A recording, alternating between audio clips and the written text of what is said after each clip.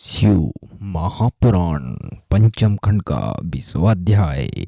ब्रह्मा जी बोले, हे नारद, उस समय जलंधर के शब्द से पृथ्वी कांप उठी तथा समुद्र और पर्वत थरथराने लगे। जो दैत्य पहले युद्ध भूमि से डरकर भाग गए थे, वे सब जलंधर का यह रूप देखकर पुनः लौट आए। उस समय जलंधर ने शिव जी से कहा, हे शिव जी, मुझे प्रतीत हुआ कि तुम कुछ बल रखते हो, क्योंकि तुमने मेरे साथ युद्ध करने की इच्छा की है। यह कहकर उसने शिव जी के ऊपर एक भयानक बाण चलाया।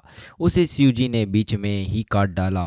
फिर शिव जी ने सुगमता पूर्वक एक बाण चलाकर जलंधर के रथ, सारथी, घोड़े, धनुष आदि सबको नष्ट कर डाला। तो जलंधर ने शिव जी को मारने के लिए अपना घुसा ताना तथा एक बाण छिपकर शिव जी को मारा। शिव जी ने यह देखकर अपने बाण से उसे एक कोस पीछे फेंक दिया। उस समय जलंधर ने सोचा कि शिव जी वास्तव में बहुत बलवान है, मैं उनसे इस प्रकार युद्ध करके विजय प्राप्त न कर सकूंगा। अतः मुझे कोई ऐसी माया करनी चाहिए जिससे युद्ध में शिव जी मोहित हो जाए। शिव जी को नाद बहुत प्रिय है, अस्तु उसी के द्वारा उनको मोहित किया जा सकता है। यह विचार कर जलंधर ने ऐसी माया फैलाई जिससे गंधर्व, अप्सरा, किन्नर आदि प्रकट होकर मनुष्य के समान अनेक प्रकार नृत्य गान करने लगे। अतः शिव जी के मन में संगीत सुनने की इच्छा उत्पन्न हुई और वे उस आनंददायक नाद में मग्न हो गए। जैसा कि नियम है कि नाद सुनने से बुद्धि जाती रहती है, वही बात उनके साथ भी हुई। वास्तव में शिव जी ने राग की महिमा को प्रस्तुत किया। यह बात वेद भी कहते हैं कि शिव जी के नाद के अतिरिक्त और किसी से मोहित नहीं किए जा सकते। उस समय शिव जी के हाथों से सब शस्त्र गिर गए।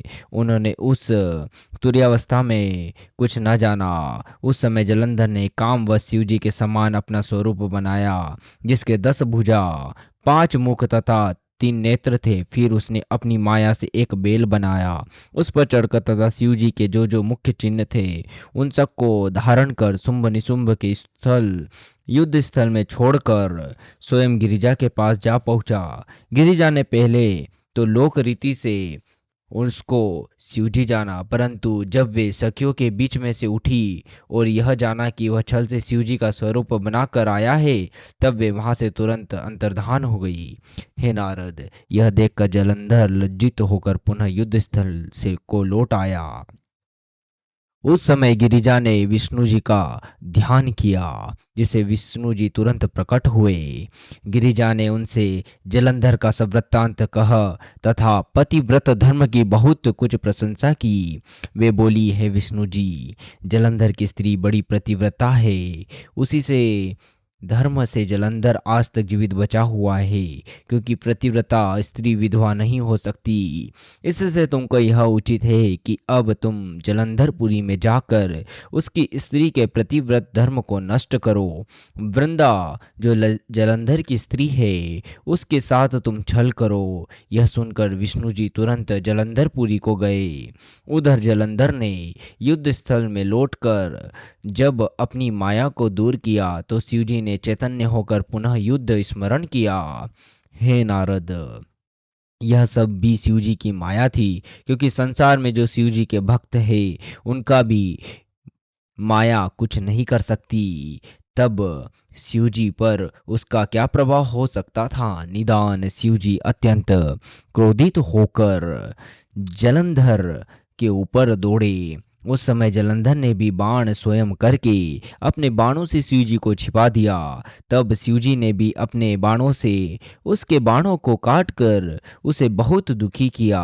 जो दैत्य शिवजी के हाथों से मारे गए वे सब मुक्त हो गए। उन दैत्यों का परम सौभाग्य था जो शिवजी के सम्मुख देखते हुए अपने प्राण त्यागते थे। हे नारद, यह लीला जिस प्रकार हमने शिवजी से सुनी थी उसी प्रकार तुम्हें कह सुनाई। पंचम खंड का 21वां अध्याय।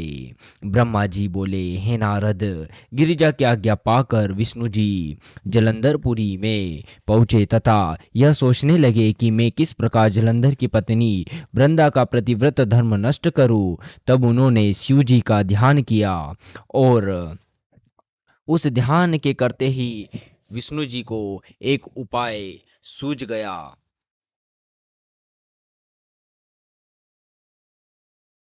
तब वे तपस्वी का रूप धारण कर एक शिष्य को साथ लेकर वृंदा के उपवन में जा पहुंचे।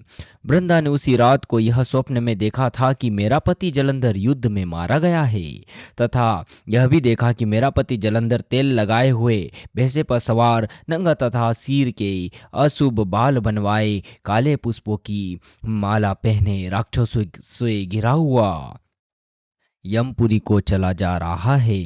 जब वह स्वप्न देखकर उठी तो उसने सूर्य को उदय होते समय राहुग्रस्त तथा प्रकाशहीन देखा। ऐसे अपशगुनों को देखकर वह एकाएक रोने, पीटने तथा घबराहट से इधर उधर फिरने लगी।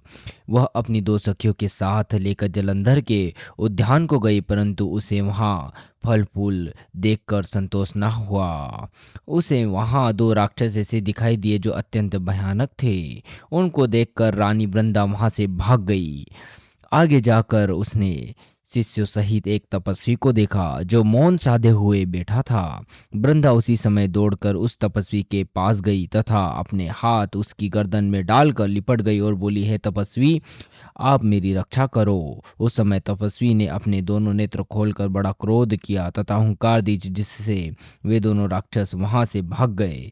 यह देखकर जलंधर की स्त्री अत्यंत प्रसन्न हुई तथा प्रणाम करके उनके तपोवन की प्रशंसा करने लगी। फिर वह तपस्वी से इसी प्रकार बोली, हे प्रभु, आप मेरे पति का जो शिव जी से युद्ध करने के लिए गए हैं वृत्तांत कहिए। हे नारद, यह सुनकर तपस्वी रूपधारी विष्णु जी ने हंसकर ऊपर की ओर देखा, जिससे तुरंत ही दो बंदर वहां उपस्थित हुए तथा उन्हें प्रणाम करके बैठ गए। फिर वे दोनों बंदर गुप्त हो गए। तदुपरांत एक क्षण भी नहीं बीता कि वे दोनों बंदर पुनः पहले की भांति आकर बैठ गए। इस प्रकार उनके हाथ में जलंधर का शीश तथा धड़ था।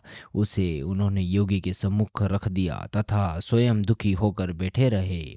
उस समय वृंदा अपने पति का सिर देखकर व्याकुल हो पृथ्वी पर गिर पड़ी तथा तपस्वी ने पानी आदि छिड़क कर वृंदा को सचेत किया। वृंदा पुनः रो रो कर अपने पति का सिर पकड़कर सिर से लगाकर व्यथित होने लगी और बोली, हे नाथ, मैंने तो आपसे शिवजी के साथ युद्ध करने के लिए पहले ही मना किया था, परंतु आपने मेरी बात नहीं मानी। इसी प्रकार वो अनेक बातें कह कह कर रोती रही। फिर तपस्वी से बोली, हे महाराज, आप मेरे ऊपर कृपा करके मेरे पति को जीवित कर दीजिए। मैं आपके प्रभाव को देख चुकी हूँ, इसलिए मुझे विश्वास है कि आप इस योग्य है कि मेरे पति को जीवित कर देंगे। यह सुनकर मुनि वेशधारी विष्णु जी ने कहा, हे वृंदा, जो मनुष्य शिव जी के क्रोधाग्नि से मृत्यु को प्राप्त हुआ है उसे हम जीवित नहीं कर सकते, परंतु तुम्हारे दुख को देखकर इसको जीवित किया जा सकता है। यह कहकर उन्होंने सिर को धड़ से जोड़ दिया तथा स्वयं अंतर्धान होकर उस शरीर में प्रवेश गए और जलंधर के समान उठकर बैठ गए। तदुपरांत उन्होंने वृंदा को गले लगाया, परंतु वृंदा यह सब कुछ समझ न सकी और उसने बड़ी प्रसन्नता पूर्वक उनके साथ सहवास करके अपना धर्म नष्ट कर दिया। जब वह उत्तम रीति से विहार कर चुकी थी तब विष्णु जी ने अपना शरीर प्रकट कर दिया। उसे देखकर वृंदा ने उन्हें पहचान लिया। तब वह अपने कृत्य पर बहुत दुखी हुई। उसे विष्णु जी के ऐसे छल पर बहुत क्रोध आया। वह बोली, हे विष्णु, तुमने वेद के विरुद्ध मेरे धर्म को नष्ट किया है।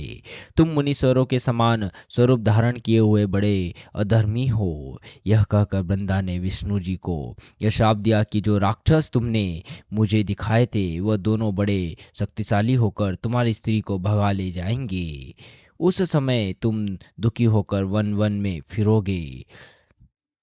तुम्हें हर प्रकार के कष्ट प्राप्त होंगे तथा जो बंदर तुमने मुझको दिखाए वही तुम्हारी सहायता करेंगे। यह कहकर वृंदा बहुत रोई तथा चिता बनाकर अपने पति के साथ सती होने की इच्छा करने लगी। यद्यपि विष्णु जी ने उसे बहुत समझाया, परंतु उसने अपने प्रतिव्रत धर्म दृढ़ करके कुछ नहीं माना। तदुपरांत वह शिव गिरिजा का ध्यान धरकर सती हो गई और उसका तेज सबके देखते देखते गिरिजा के शरीर में प्रवेश कर गया। हे नारद, विष्णु जी की यह दशा देखकर बारंबार पछताते हुए उनकी सुंदरता के स्मरण में दुखी हुए तथा उसकी चिता की भस्म को अपने शरीर में मलकर उसी स्थान पर वास करने लगे। उनकी यह दशा देख कर देवता तथा सिद्ध उनके निकट जा पहुँचे और विष्णु जी को बड़े बड़े इतिहास तथा दृष्टांत सुनाकर समझाने लगे कि आप तो स्वयं हर समय धर्म का पालन करने वाले रहे हैं। अब आप यहाँ से चलिए तथा अपने वैकुंठ लोक में विहार कीजिए। जो पाप आपसे दुर्भाग्यवश हुआ है वह सब शिव जी की कृपा से नष्ट हो जाएगा। आप किसी प्रकार का दुख मत कीजिए तथा यहाँ से अपने स्थान को चलिए। आप हमें इन शब्दों के लिए क्षमा करें क्योंकि हम तुच्छ आपको समझा रहे हैं। उन लोगों के इस प्रकार समझाने पर भी विष्णु जी ने किसी को उत्तर नहीं दिया तथा उसी प्रकार शोक में बैठे रहे। हे नारद, शिव जी की माया बड़ी विचित्र है और सब उसी के अधीन रहते हैं। पंचम खंड का 22वां अध्याय। ब्रह्मा जी बोले, हे नारद, उधर युद्ध क्षेत्र में शिव जी को चेत हुआ तथा देवता उन्हें देखकर बहुत आनंदित हुए। उस समय शिव जी की वीरता एवं पराक्रम को देखकर जलंधर ने यह विचार किया कि मुझे माया करनी चाहिए जिससे मैं शिव रानी को प्राप्त करने में सफल हो सकूं। यह विचार कर उसने अपनी माया को एक कृत्रिम गिरिजा बनाई तथा उसको अपने रथ में बैठाकर शिव जी के सम्मुख ले आया। शुंभ निशुंभ दोनों भाई उसे मारते जाते थे तथा वह गिरिजा रोती हुई मेरी रक्षा करो आदि कहती थी। उस समय जलंधर ने उच्च स्वर से कहा, हे सदाशिव, तुम अपनी स्त्री को देखो। यदि तुम्हें अपनी स्त्री बहुत प्रिय है तो समझ लो कि अब उसको मैं पकड़ लाया हूँ तथा उसकी ऐसी दुर्दशा कर रहा हूँ। क्या तुमको दिखाई नहीं देता? तुमको सहस्त्रों धिक्कार है जो तुम अपने को अब भी बड़ा समझते हो। शिव जी जलंधर की यह वचन सुनकर तथा माया की गिरिजा को देखकर अत्यंत दुखी हुए और मौन साधकर बुद्धि को भूल बैठे। तब शिव जी ने भी लीला करके अपने को ऐसा शोकाकुल प्रदर्शित किया कि जलंधर ने अपने धनुष को कानों तक खींचकर 3 बाण शिव जी के सिर में, दूसरा वक्ष में तथा तीसरा उदर में मारे। उस समय शिव जी जलंधर की माया को जानकर भयंकर रूप धारण अग्नि के समान प्रकट हुए। शुंभ तथा निशुंभ युद्ध से विमुख होकर भागे। जलंधर की सारी माया उसी समय नष्ट हो गई। तब शिव जी ने शुंभ निशुंभ को यह शाप दिया कि तुमने छल करके गिरिजा को दुख पहुंचाया है तथा युद्ध में मुख मोड़ कर भागे जा रहे हो, इसलिए तुम्हारा धर्म नष्ट हो गया है। हे नारद, जलंधर ने शिव जी का यह रूप देखकर अत्यंत क्रोधित हो बाणों की वर्षा की। शिव जी को ढक दिया। यह देखकर शिव जी ने क्रोधित हो अपने बाणों द्वारा जलंधर के बाणों को काट दिया। इतने में जलंधर ने एक परिग बेल को मारा जिसके कारण बेल धर्म को भूलकर युद्ध क्षेत्र से भाग गया। यद्यपि शिव जी ने उसको बहुत रोका पर वह युद्ध स्थल में न ठहर सका। यह देखकर शिव जी अत्यंत क्रोधित हो महाभयंकर हो गए। तब उन्होंने करोड़ों सूर्य के समान चमकते हुए सुदर्शन चक्र को अपने हाथ में उठा लिया और उसे जलंधर के ऊपर छोड़ दिया। उस चक्र का तेज 10 दिशाओं में फैल गया। संपूर्ण पृथ्वी में आकाश उसके तेज से जलने लगे। चक्र ने जाकर जलंधर का सिर धड़ से अलग कर दिया। उस समय बड़ा भारी शब्द हुआ। पृथ्वी थर पर कांपने लगी तथा पर्वत जलने लगे। जिस समय जलंधर का तेज शिवजी के शरीर में प्रविष्ट हुआ उस समय चारों ओर से जय जय का नाद हुआ। हे नारद, वे लोग बड़े सौभाग्यशाली है जिसकी ऐसी दशा होती है, क्योंकि देवता मुनि आदि बड़े बड़े उपाय करके शिवजी को इतना प्रसन्न नहीं कर सकते और न इस गति को ही प्राप्त कर सकते हैं। उस समय मैं, मुनि तथा देवता आदि शिवजी की अत्यंत प्रशंसा करने लगे। हमने कहा, हे शिव जी, आप हर प्रकार के भक्तों के दुख दूर करने वाले हैं। आपको मन, वाणी तथा वेद आदि भी नहीं प्राप्त कर सके। आपके एक निमेष में करोड़ों इंद्र तथा विष्णु जी बीत जाते हैं। आप किसी से बनाए नहीं गए अपितु पार ब्रह्म है। आपने युद्धवंशी को मुक्ति प्रदान की तथा उसकी पत्नी कलावती ने भी आपकी भुक्ति आपकी भक्ति द्वारा मुक्ति प्राप्त की। आपने मंदयंती को मोक्ष दान दिया तथा सौमुनि के पुत्र को श्रेष्ठ गति प्रदान की है। राजा तिमिरधन को आपने अपना निरंतर 7 जन्मों तक आनंदित किया।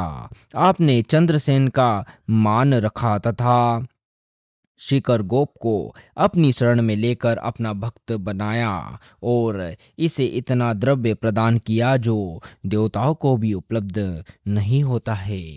आप ही ने सत्यरथ के कष्टों को दूर कर उसे आनंदित किया तथा धर्मगुप्त आपका ही व्रत करके दरिद्रता से मुक्त हो गए। आप ही ने चित्रधर्म के दुखों को दूर किया तथा उसकी लड़की के डूबते हुए पति राजा चंद्रा गद के जीवन की रक्षा कर बहुत सुख पहुंचाया। आपके बल से ही तक्षण को किसी प्रकार की हानि एवं भय नहीं होने पाया। आपने ही भद्र देश के ब्राह्मण को मोक्ष प्रदान कर उसकी स्त्री चंचला का उद्धार किया तथा आप ही ने भद्रा मुखगिरी के कष्टों को दूर किया। आपने पिंगला की इच्छा अनुसार उसको धन आनंद एवं सुख प्रदान किया और आपने भक्त भद्रामुख की इच्छा पूर्ण की। आपने ऋषभ को हर प्रकार से अपने में ही लीन कर लिया और आपकी सेवा द्वारा ही वामदेव शुभ गति को प्राप्त हुआ।